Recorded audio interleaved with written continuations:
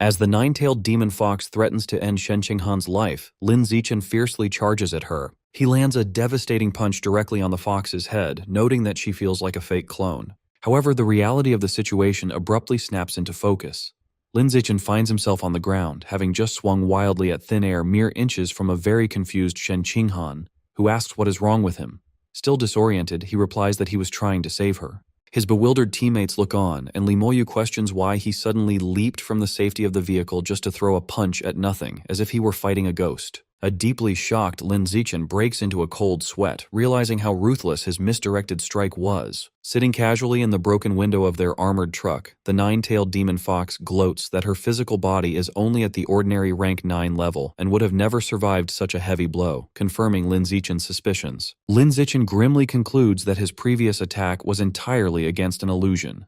He realizes that her ability to effortlessly manipulate people's senses with just a fraction of her spiritual power makes her an incredibly troublesome opponent. Dropping gracefully down from the truck, the fox states that she is done toying with him. She suddenly summons a horde of glowing pink clones that charge forward, declaring her genuine intent to murder his sweetheart this time. Surrounded by the charging illusions, Lin Zichen acknowledges that physical strikes are useless if his mental strength is inferior. Closing his eyes, he decides to gamble on a new, untested ability. Activating his advanced spirit, Lin Zichen's eyes glow with intense blue energy, allowing him to clearly see that the attacking foxes are indeed just illusions. With his enhanced perception, the threatening clones become transparent and fade away, revealing Shen Qinghan standing alone and unharmed amidst the chaos. Turning his attention back to the armored truck, Lin Zichen spots the nine-tailed demon fox sitting casually and wonders if he has finally located her true body. Without hesitation, he forcefully lunges at her to deliver a strike.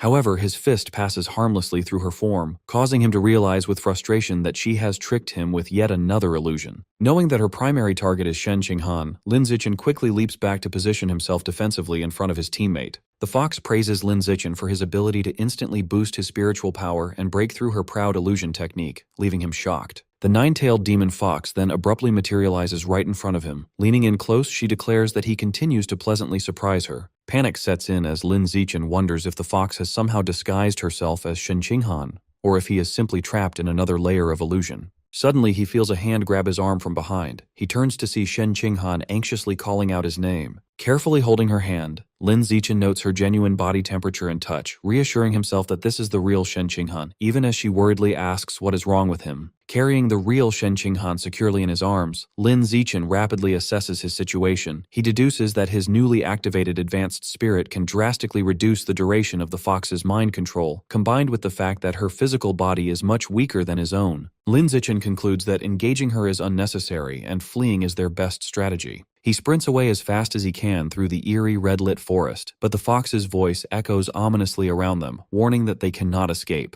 A colossal, glowing red eye suddenly manifests in the sky directly above them. The fox taunts Lin Zichen from the heavens, challenging him to see if he can break through this massive illusion, leaving him shocked. Meanwhile, a fiery explosion violently erupts elsewhere in the overgrown forest, marking the ongoing clash between the two rare-level experts. Floating high in the air, Mo Dongji relentlessly unleashes a devastating high-speed barrage of sharp ice crystals down upon her enemy. On the ground, the Plague Doctor-masked Divine Envoy calmly raises his hand, summoning a massive, dense barrier of thick, thorny vines to absorb the heavy, icy onslaught. Unfazed by her attack, the Divine Envoy taunts Mo Dongji, noting that her combat strength will severely drop once her available water source depletes. With a commanding gesture, he causes colossal spiked vines to violently erupt from the ground toward her. He confidently declares that she has no chance of winning because the heavily overgrown forest is his home turf. Forced on the defensive, Mo Dongji summons a swirling barrier of water to block the towering spikes crashing toward her. Mo Dongji retaliates by unleashing fierce, high-pressure blasts of water that cleanly slice the massive vines into pieces. Despite his attacks being shredded, the Divine Envoy continues to boast, proclaiming that the Divine Plant Cult holds immense power in the Source Land due to their inexhaustible resources of spiritual plants in the southern region.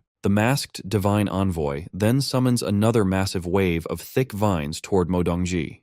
Attempting to recruit her, he promises that her exceptional talent would earn her an inexhaustible supply of rare spiritual resources if she were to join the Divine Plant Cult. Mo Dongji fiercely rejects the offer. Struggling to maintain her watery barrier against the crushing pressure of the vines, she coldly declares that, unlike an inhuman traitor such as himself, she would never join a heretical cult that actively persecutes humanity. Looking down from atop his vines, the envoy casually debates her morals. He argues that human nature is inherently selfish and claims that the true inhumanity lies within modern society and the excessive rules that restrict people. Mo Dongji refuses to listen, accusing him of spreading deceptive fallacies. She retaliates forcefully, generating massive, sharp ice crystals to pierce and shatter the encroaching vines surrounding her barrier. Scoffing at her stubborn resistance, the envoy warns her that she is blindly fighting a losing battle, immediately triggering an even larger and denser eruption of spiked vines from all directions. He reveals a crucial tactical advantage to his powers. His demonic plants actively absorb the very water she uses to defend herself, guaranteeing that her elemental defenses will inevitably fail. Overwhelmed by the sheer volume and parasitic nature of the attack, Mo Dongji's barrier is finally breached. The thick vines quickly wrap around her limbs and torso, completely immobilizing her in midair. Confident in his victory, the envoy mocks her, leaving her trapped to struggle. However, as the divine envoy confidently prepares to leave his trapped opponent behind to hunt down Lin Zichen, the battle is far from over. Refusing to let the envoy take the young genius, Mo Dongji's eyes flare with intense energy. She resolves to unleash her true power to break free, even if she has to risk a dangerous mutation to do so. Suddenly, a deafening rushing sound echoes through the night, sending flocks of panicked birds fleeing from the canopy.